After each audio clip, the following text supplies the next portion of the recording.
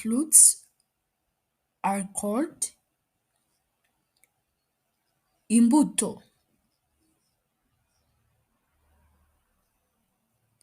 Imbuto. Imbuto. Imbuto. Repeat for yourself to see if you have got how to say fruits in Kinyarwanda.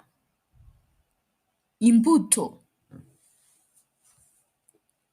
See you in the next video. See other words in Kinyarwanda.